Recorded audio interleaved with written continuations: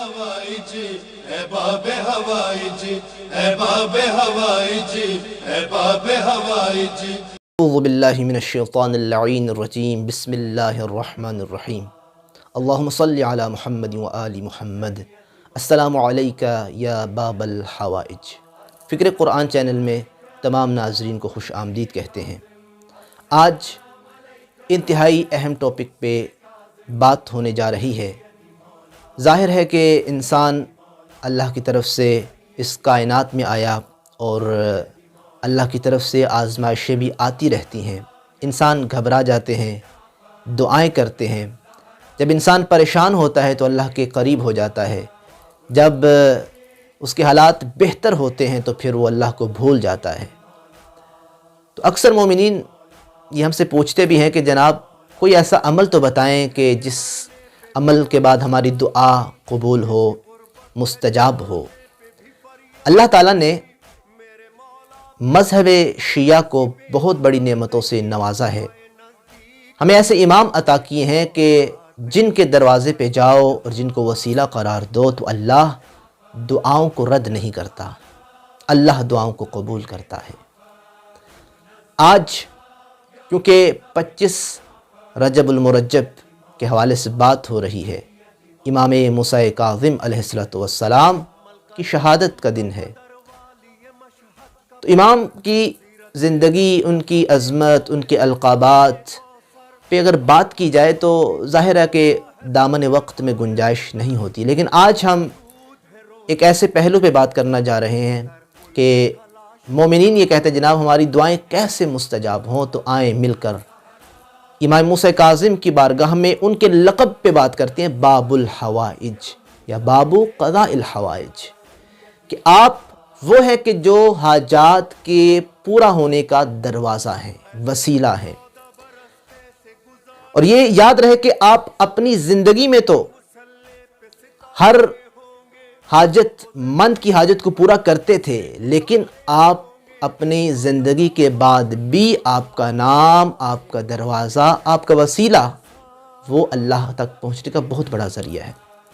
یہ تو ہر امام اپنی زندگی میں بھی ہر فقیر کی، ہر سوال کرنے والے کی حاجت کو پورا کرتا تھا، اور امام علیہ السلام کا خصوصی طور پہ یہ لقب ہے باب الحوائج، کہ آپ اگر کوئی مومن پریشان ہو تو پھر آ جائے، کسی تنہائی کے گوشے میں آ جائے، درود و سلام پڑھے اور امام سے توسل کرے اور کہے السلام علیکم یا باب الحوائج، اے حاجات کی پورا کرنے والے، پورا ہونے والے دروازے وسیلہ، آپ پر ہمارا سلام ہو، اللہ کی بارگاہ میں ہماری حاجت کو پورا کروائیے۔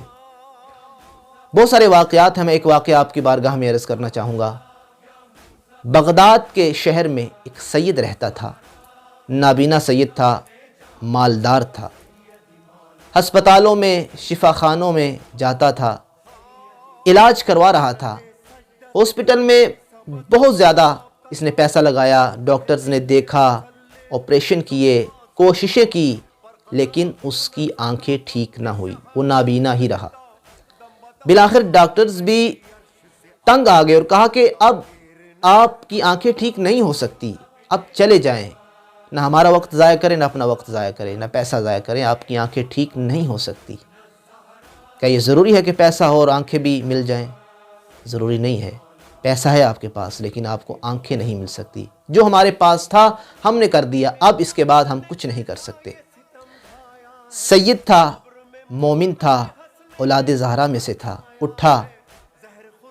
ایک دفعہ امید ٹوٹ گئی، جب باہر نکلا تو اس نے سوچا میں تو ایسی ہستی کے شہر میں ہوں کہ جو باب الحوائج ہے، میں کیوں پریشان ہوں؟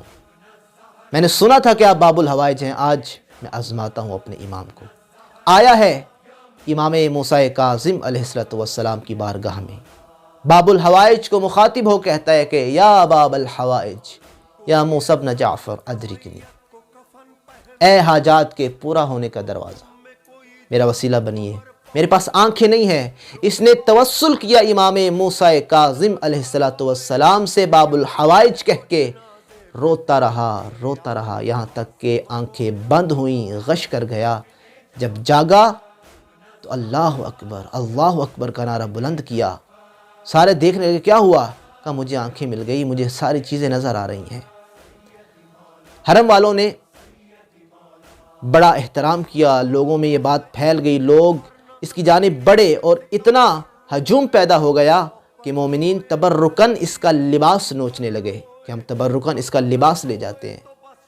لباس پارا پارا ہو گیا، حرم والوں نے اس کو دوبارہ لباس دیا، وہ بھی پارا پارا کر دیا۔ 2-3 دفعہ ایسا ہوا، پھر جو عتبے والے تھے، حرم والے تھے، انہوں نے اس کو گھر پہنچایا۔